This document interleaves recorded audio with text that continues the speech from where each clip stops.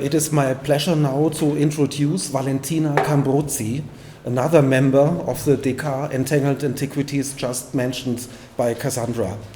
Some very few words about Valentina.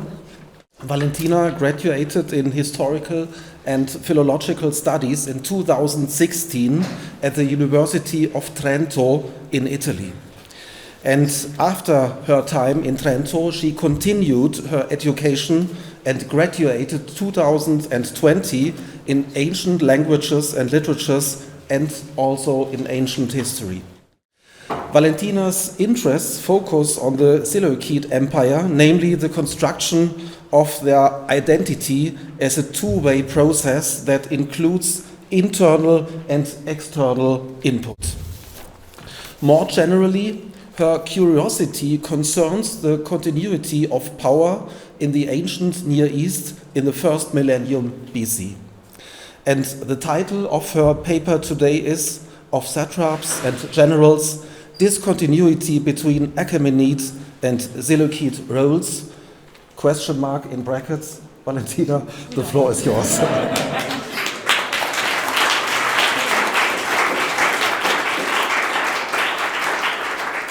So thank you very much, Professor Schwarz, for your introduction, and good afternoon to all of you. So I'm very happy to be here, and thanks to Professor Rollinger and Professor Shagan for organizing, and Astrid for making everything possible. So this presentation concerns two officials in the Babylonian region, as you can say, the satrap and the general. So I would like to start by breaking down the purpose of this talk into 3 points. So first, to assess the discontinuity of the role of the satrap between the Achaemenid and Hellenistic times in the Babylonian region. And second, to understand the extent to which this partition of the two officials, or the two roles, the satrap and the general again, is the result of Alexander's conquest and or the historical events that occurred after his death. And third, to assess whether the partition becomes the norm for the Seleukids, for the first Seleukids. So the focus on the Babylonian region stems from its unique experience during the Diadochs Wars and the Babylonian War. And to examine the roles of the satrap and the general in Babylon and their evolution, I will analyze the documents that mention this official, as you can see, Mumaero and Rab Uku, and provide commentary on the context when the text allows. So we'll proceed through 4 parts. The first will examine the representation of the satrap and his areas of responsibility in Babylonia during the last decades of the Achaemenid Empire. The second part will discuss the sources concerning Alexander's conquest and the years of the Diadochs Wars, with a focus on the Babylonian War. The third part will provide an overview of the Seleukid period, but due to time constraints, my analysis will not cover the changes that likely occurred after 261 before Christ. Therefore, I will limit my examination to the first generations of the Seleukid dynasty. And the fourth part will present my conclusions. So I will now start with the late Achaemenid satrap. So the satrap is the best known official of the Achaemenid administration, primarily due to Herodotus' account. But in recent decades, non-Greek sources have added additional information that enables us to better understand the functioning of the Achaemenid administrative system and the role of the satrap. And it is within this context that I will analyze 2 sources mentioning the satrap and offering some room for speculation, which are an astronomical diary and a chronicle. So this is astronomical diary 346. It mentions the satrap who moves from Babylon to Susa, possibly under the king's command. It also refers to a royal edict, as you can see in the second block in line 15, which may have been the reason for the trip to Susa. And although a prince or a ruler appears before the satrap, the passage, unfortunately, does not provide enough information to identify the character or the relationship with the satrap. The only observation we can make is that the satrap holds a position in the region that allows for travel to Susa and to directly communicate with the king, possibly to discuss the implication of this otherwise unknown royal edict. So this was the only comment that I could make for this astronomical diary. So let us turn our attention to the next one, which is a chronicle. And please note that to analyze the chronicles, not only the next one, but also the other ones, I collected information from Grayson and Glaston's edition, and the online version from Van der Spek, and the line numberings and the translation refer to the Van der Spek edition. So, as you can see, this is the Alexander Chronicle. I decided to include it in the Achaemenid section because even though the separation of the satrap and the general has already been set in motion by Alexander in Arrian's account, the Babylonian sources only mention the satrap. And while the tablet is significantly damaged, as you can see from the picture, it still offers some contextual information. So the document dates to the very last moments of Darius' rule, followed by Alexander's pursuit of Bessus, as you can see his name, the rebel king. The office of the satrap is mentioned toward the end of the tablet, as you can see in the second square, and the son of some Babylonian, as we can infer from the theophoric bell at the end of the name, is appointed satrap. A potential reference then to the execution of Parmenion and Philotas, if we agree with Van der Spek, follows immediately after in the last line. This mention might relate to judicial competencies or the collaboration of the satrap with royal judges. And as we have analyzed these two texts, I shall briefly illustrate the conclusions about the late Achaemenid satrap. So the Babylonian sources preceding the Macedonian conquest provide limited direct information, as we've just seen, about the satrap. However, we can make some observations. First, the satrap holds or seems to hold a prominent position within the administrative hierarchy of territories and does not appear to serve as a mere, the word mumaero does not serve as a mere substitute for governor. So the individuals that we have seen so far in the sources are not the governors of Babylon, but rather belong to a higher class within the administrative structure.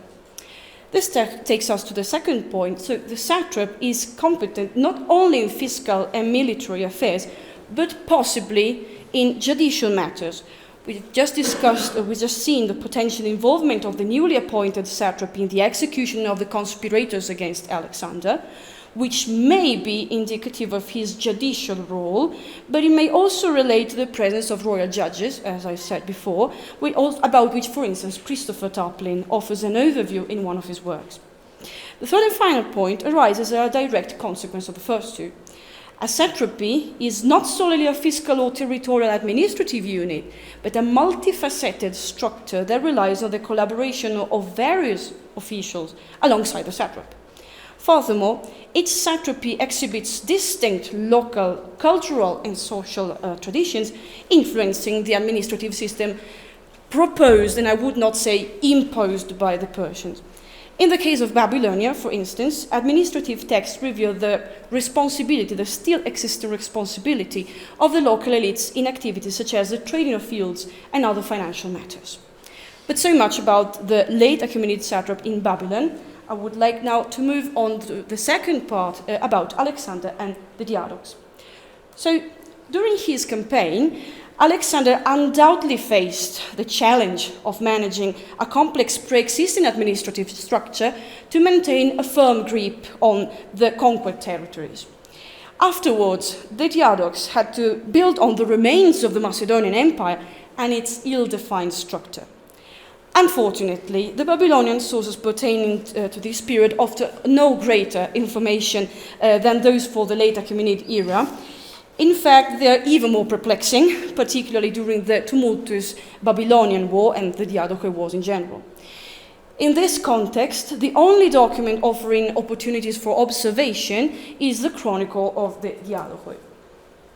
So, the first mention of the satrap probably refers to Seleucus, considering his appointment as a satrap in Triparadeisos in 320 before Christ.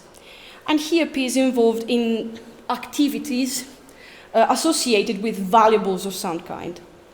And as you can see, between line 29 and 31, second block, Seleucus participates in an operation concerning silver, potentially a levy. He's also engaged with the army of Akkad, the use of silver, and the deployment of troops.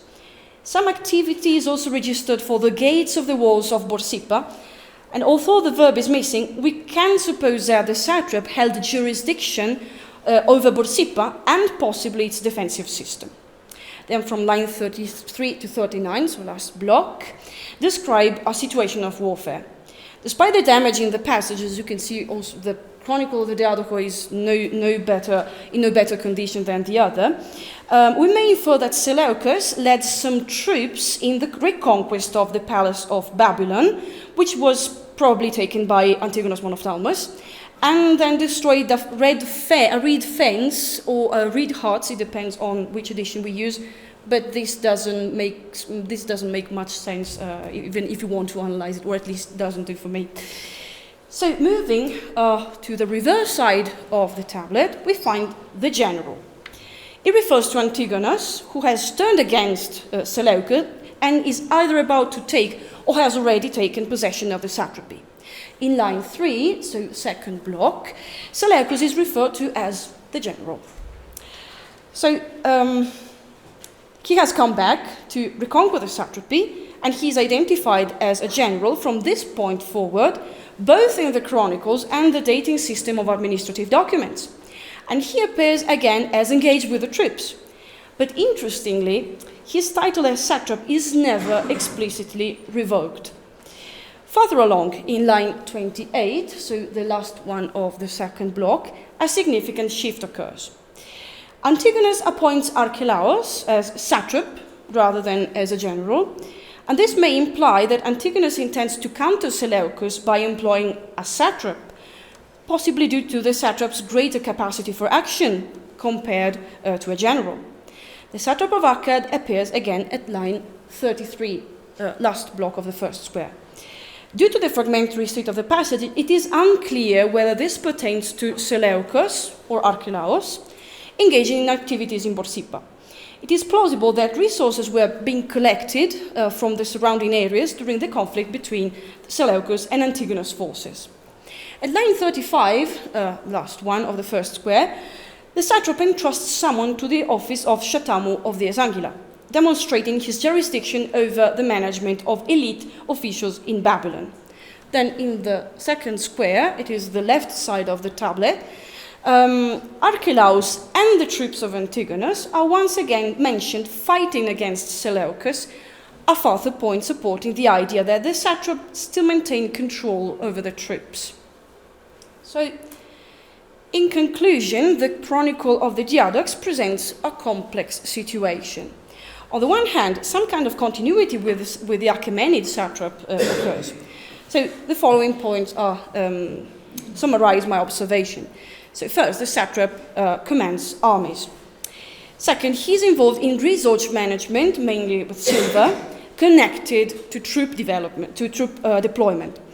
And third, his jurisdiction is not limited to Babylon, but extends to Borsippa resources and possibly defensive system, suggesting a higher position in the power structure rather than being a mere governor of Babylon. On the other hand, a form of discontinuity originates with the introduction of the general, first Antigonus, then Seleucus, as a primary official. And while the text significant damage prevents a clear determination whether Antigonus or Seleucus managed resources for the army while holding the title of general, it is evident to me that they emerge as distinct entities during this period. So with this point, I conclude the second part, and I will now proceed to the third part, which focuses on the first dynasty, or the first generation, of the Seleukids. So, with the creation of the Hellenistic kingdoms in 306 before Christ, Seleucus and Antiochus face a significantly altered landscape. The transition to the new reign marked a period of political and social reorganization, although the available sources do not provide any detail regarding the specific changes introduced by the new rulers.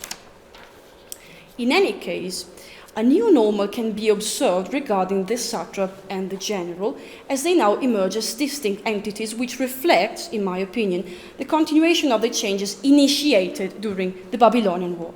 So let us now analyze the two astronomical diaries I selected for this period. So this is Astronomical Diary 273b, which stands out as the most famous example of the co-presence of the two officials, primarily due to its reference to the preparations for the First Syrian War. So as you can see at reverse 31, the satrap of Babylon is involved in the mobilization of resources. In the subsequent line, so second block, he oversees the transfer of 20 elephants sent by the satrap of Bactria, and we have seen today that this is a very important region for war, as a powerhouse for war, to King Antiochus, who had gone to Syria to confront Ptolemy. The general then appears and is occupied with the relocation of troops from Babylon to assist the king, as you can see in red color. So, the satrap is again mentioned at reverse 35, so first block. He and other Babylonians, referred to as the appointees of the king, who had previously visited King Antiochus in Syria, in the west, returned to Seleucia on the Tigris.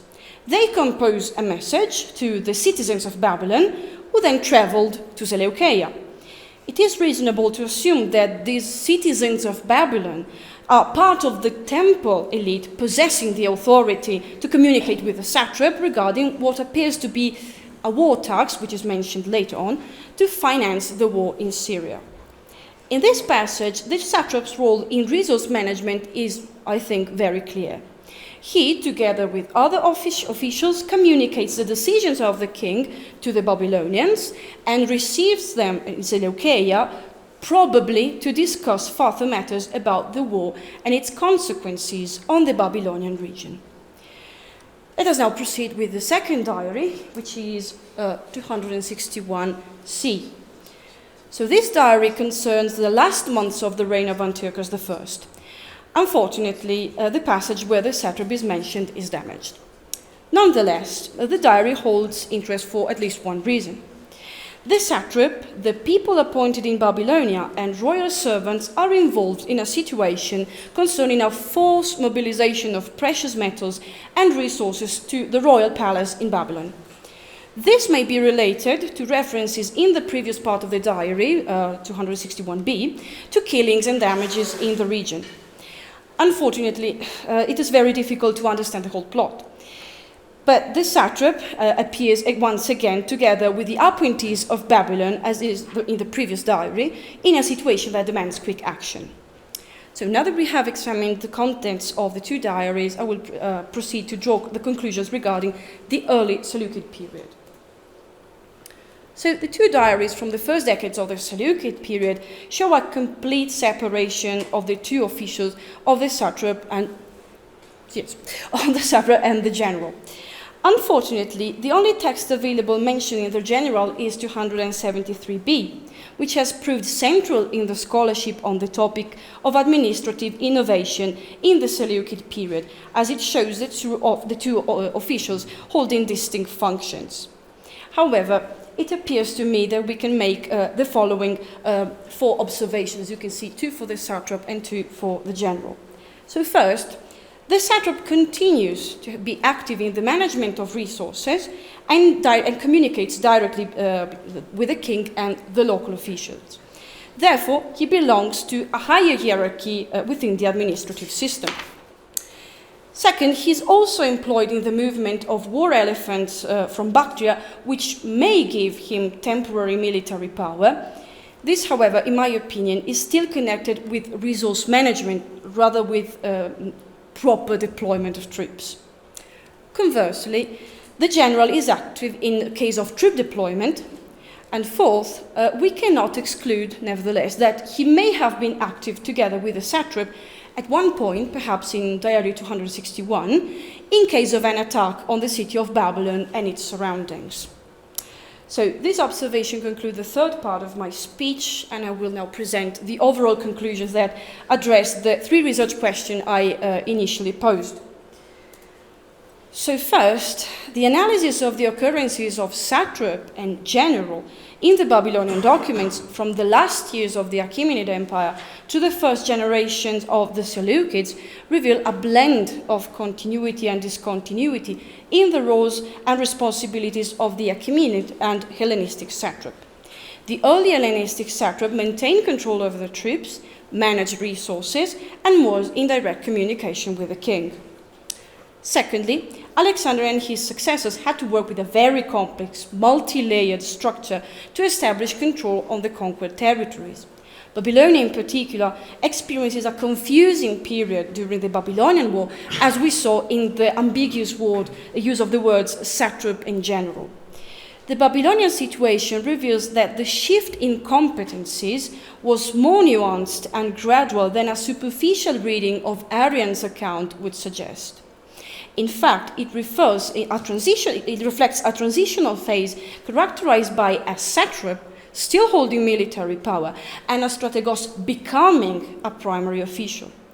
I would argue that Alexander initiated a process of differentiation which the Babylonian sources register as slower than in Arrian's account, and that the emergence of a new normal in the Seleukid period can be attributed more to the experience of the Diadochs rather than Alexander. And this brings me to my third and last point. So the transitional phase eventually gave way to a new norm, as observed in the sources from the first two generations of the Seleukids, where the satrap and the general emerge as distinct officials, each possessing specific competencies.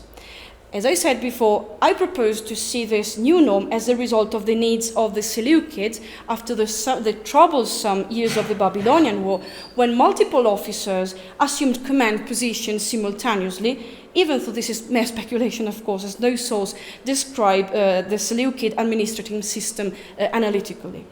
So, to conclude, the Babylonian sources show a dynamic relationship between tradition and innovation during the transition from the Achaemenid to the Hellenistic period.